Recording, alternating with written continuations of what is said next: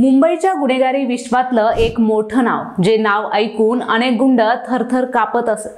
तसेच दगडी चाळला ज्यांच्या नावानं ओळखलं जातं ते नाव म्हणजे अरुण गवळी. जन्मठेपेच्या शिक्षेत असूनही आता तब्बल 18 वर्षांनंतर ते जेल बाहेर आले आहेत. मग प्रश्न पडतो की एखाद्या गुन्हेगाराला जन्मठेपेची शिक्षा झाली तर त्याच्या आयुष्याचा शेवटही जेलमध्येच होतो. मग असं असताना देखील अरुण गवळी सारखा मोठा गुन्हेगार हा जेल बाहेर कसा आला?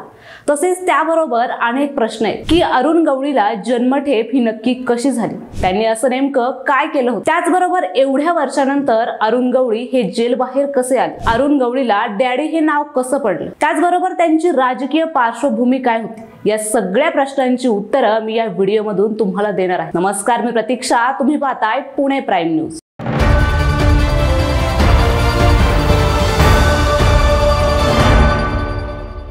तर अरुण गवळीला नेमकी जन्मठेप कशी झाली आणि त्याने असं नेमकं काय केलं होतं तेच आपण सुरुवातीला पाहूया. 2 मार्च 2007चा दिवस, संध्याकाळचे 4:45 वाजले होते. मुंबईतील घाटकोपर मधील मोहिली विलेजचे शिवसेना नगरसेवक कमलाकर जामसांडेकर हे दिवसभरातले काम संपवून संध्याकाळी घरात टीव्ही पाहत बसले होते. असलफा विलेज मधील रुमानी मंजिलच्या चाळीत ते राहत होते. मुंबई महापालिकेच्या नुकत्याच पार पडलेल्या निवडणुकीत कमलाकर जामसांडेकरांनी अरुण गवळीच्या अखिल भारतीय सेनेचे उमेदवार अजित राणेंचा अवघ्या 367 मतांनी पराभव केला होता. त्या घटनेला थोडा काळ लोटला आणि जामसांडेकर नगरसेवक म्हणून त्यांच्या कामाला लागले होते. कमलाकर जामसांडेकरांच्या पत्नी कोमल ह्या काही कामानिमित्त घराबाहेर गेल्या होत्या. त्यामुळे घरात मुलगा, मुलगी आणि भाची होती. जामसांडेकरांची भाची मनाली हिरे ही किचन मध्ये काम करत होती आणि मुलगी सायली शाळेची बॅग भरत होती.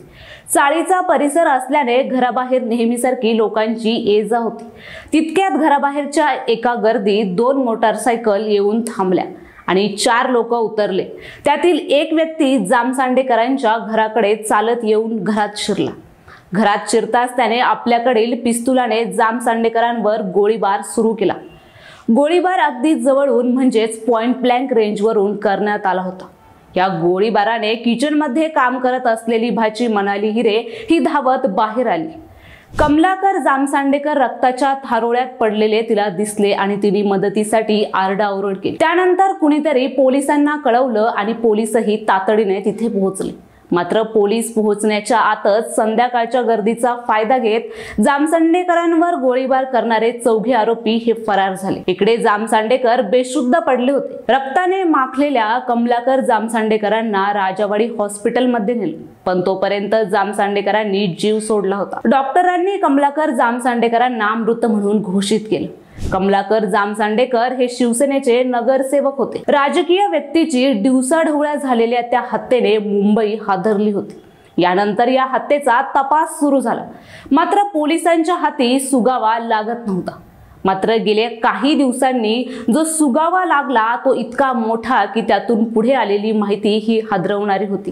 कारण ह्या हत्येचे धागेदोरे पोहोचले होते एका आमदारापर्यंत आणि गुन्हेगारी विश्वातल्या अंडरवर्ल्ड डॉन अरुण गवळीपर्यंत. या हत्या प्रकरणी अरुण गवळी सोबत 12 जणांना कोर्टाने नंतर दोषी ठरवलं. गवळी आणि इतरांवर मोक्का लावण्यात आला होता. 4 वर्ष खटला चालल्यानंतर अखेर मुंबई सेशन कोर्टातल्या न्यायाधीश पृथ्वीराज चव्हाण यांनी अरुण गवळी सोबत 12 जणांना दोषी ठरवलं आणि 2012 मध्ये मुंबई सत्र न्यायालयाने त्या 12 जणांना जन्मठेपेची शिक्षा सुनावली, ज्यात अरुण गवळींचं सुद्धा नाव आहे. शिक्षेनंतर अरुण गवळीला नागपूरच्या कारागृहात हे ठेवण्यात आलं. आता जन्मठेपेची शिक्षा असतानाही 18 वर्षानंतर अरुण गवळी हे जेल बाहेर कसे आले? तर अंडरवर्ल्ड डॉन आणि माजी आमदार अरुण गवळी यांना सर्वोच्च न्यायालयाकडून 18 वर्षानंतर जामीन मंजूर झाला असून 3 सप्टेंबर मंगळवार रोजी त्यांची नागपूरच्या मध्यवर्ती कारागृहातून ही सुटका करण्यात आली. नागपूर पोलिसांनी सुरक्षा व्यवस्थेत अरुण गवळीला नागपूरच्या डॉक्टर बाबासाहेब आंबेडकर विमानतळापर्यंत नेलं आणि त्यानंतर अरुण गवळी विमानाने मुंबईच्या दिशेने रवाना झाला. विशेष म्हणजे गवळीला कारागृहाच्या मागील गेटमधून गुपचूप बाहेर सोडण्यात आलं. त्याची सुटका ही गुप्त ठेवण्यासाठी कारागृह प्रशासन आणि पोलिसांनी विशेष खबरदारी घेतली होती. 2012 मध्ये मुंबई सत्र न्यायालयाने गवळीला जन्मठेपेची शिक्षा आणि 17 लाख रुपयांचा दंड ठोठावला होता आणि अखेर 2025 मध्ये सर्वोच्च न्यायालयाने गवळीला जामीन मंजूर केला. 76 वर्षीय गवळीच्या सुटकेच्या वेळी त्याचे कुटुंबीय, वकील आणि समर्थक देखील उपस्थित होते।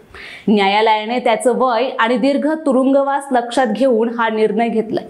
तथापि त्याचा जामीन हा अटींवर आधारित आहे आणि जर त्यांनी या अटींचे पालन केले नाही तर त्याचा जामीन देखील रद्द होऊ शकतो। याच अटी आणि शर्तीवर अरुण गवळीला हे जेल बाहेर सोडण्यात आले आणि त्याच्या प्रकृतीच्या कारणावरून देखील अरुण गवळी आता सध्या बाहेर आलाय। तर आता आपण पाहूया अरुण गवळीला डॅडी हे नाव कसं पडले। तर मंडळी, अरुण गवळीचे पुणे शहराशी खोल नाते आहे। याच शहरामुळे गवळीला लोक डॉन म्हणून ओळखत होते। 1990 साली टाडा न्यायालयाने गवळीला शिक्षा सुनावल्यानंतर त्याला पुण्यातील येरवडा तुरुंगात ठेवण्यात आले। त्यावेळी तुरुंगात तैनात असलेल्या पोलिसांच्या सांगण्यानुसार गवळी हा एक क्रूर गुन्हेगार होता आणि तो येरवडा तुरुंगातून खंडणी आणि कॉन्ट्रॅक्ट किलिंग सारखी कामे करत असत। त्यामुळे कैदी त्याला डॉन म्हणत असत। त्यामुळे तुरुंगातून बाहेर आल्यानंतर तो डॉनचा डॅडी या नावाने म्हणून ओळखला जाऊ लागला।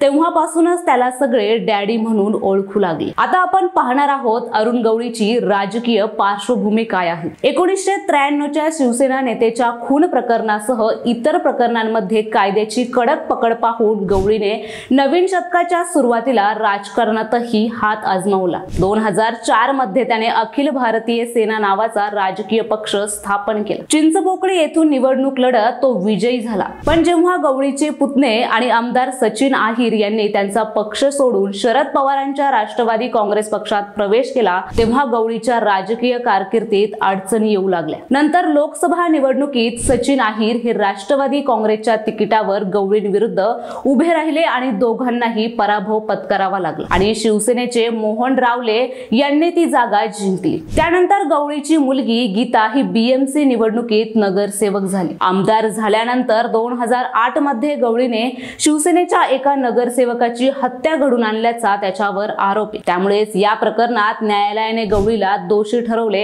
आणि त्याला ही जन्मठेपेची शिक्षा सुनावण्यात आली। मंडळी, अरुण गवळीची ही कथा गुन्हेगारी जगतापासून राजकारणापर्यंतचा प्रवास दर्शवते। एकेकाळी मुंबईवर राज्य करणारा डॉन जो नंतर डॅडी बनला, त्याला एका राजकीय हत्येमुळे जन्मठेपेची शिक्षा झाली आणि आता 18 वर्षानंतर तो जेलमधून बाहेर आल्यानंतर त्याचं नाव हे पुन्हा चर्चेत आलं आहे। मंडळी, ही माहिती तुम्हाला कशी वाटली, हा व्हिडिओ तुम्हाला कसा वाटला हे कमेंटमध्ये नक्की सांगा आणि व्हिडिओ आवडला असेल तर लाईक करा, शेअर करा आणि पुणे प्राईम न्यूजला सबस्क्राईब करायला मात्र विसरू नका।